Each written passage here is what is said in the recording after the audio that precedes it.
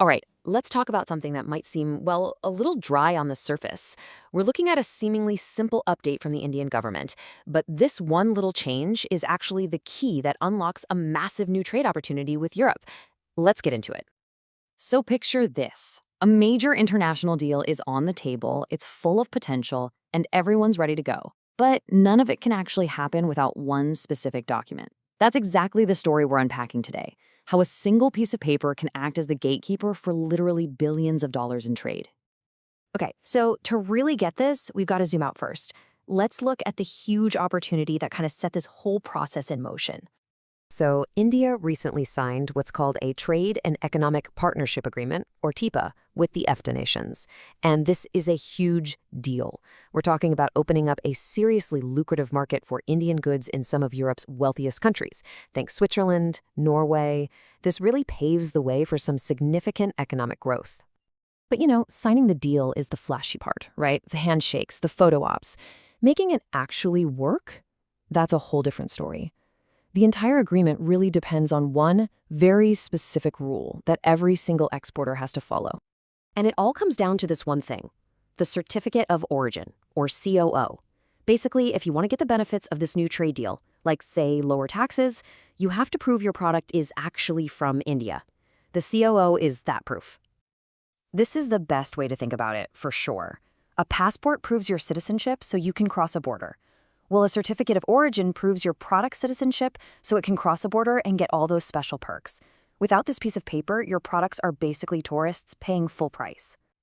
Right, so if these things are basically passports for products, who's the official passport office? That's where the rule makers come in. In India, the main player here is the Directorate General of Foreign Trade, or Dgft for short. These are the folks who manage the real nuts and bolts of the country's trade policy. They set the rules, they manage the details, and they make sure everything runs the way it's supposed to. And that brings us to the real heart of the matter. On October 28th, the DGFT issued this very specific public notice.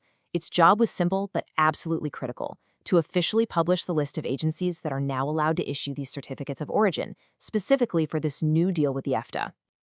And that's the big question, right? For any Indian exporter who wants to sell to Switzerland or Norway, they're asking, okay, so who are these gatekeepers? Where do I go to get my passport stamped? Well, let's take a look. The DGFT notice lays it all out, and it's actually pretty specific, tailored to different industries. Now, what's really cool here is how specialized this system is. I mean, sure, the DGFT itself can issue these certificates for pretty much any product, but for specific industries, you go to the experts. If you're exporting, say, apples, you go to APETA. Selling beautiful silk scarves, the Central Silk Board is your stop. Spices, the Spices Board has you covered. It just makes sure there's expert oversight for every type of product. And look, what we just showed you, that's just a tiny, tiny sample. The full list is way more extensive. It covers textiles, marine products, handicrafts, you name it. The really crucial point is that this notice makes sure that no matter what you produce in India, there is a clear official path for you to get your product's passport and get into that new European market. Okay, so we've got the deal, we've got the rule, and we've got the folks in charge of the rules. But let's be real. Why should you care about some public notice? Let's connect the dots here, from policy to actual profit.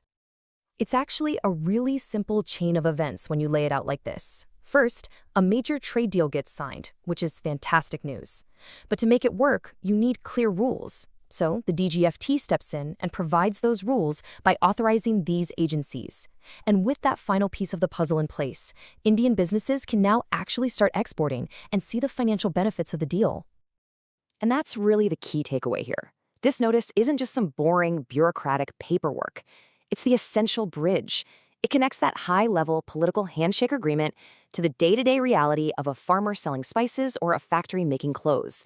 It's a mechanism that turns a policy promise into a real, tangible economic opportunity.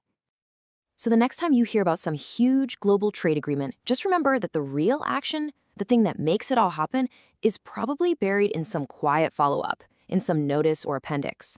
It just goes to show you that what looks like paperwork is often the hidden engine of the entire global economy. Makes you wonder, what other invisible keys are out there, quietly unlocking the world's markets?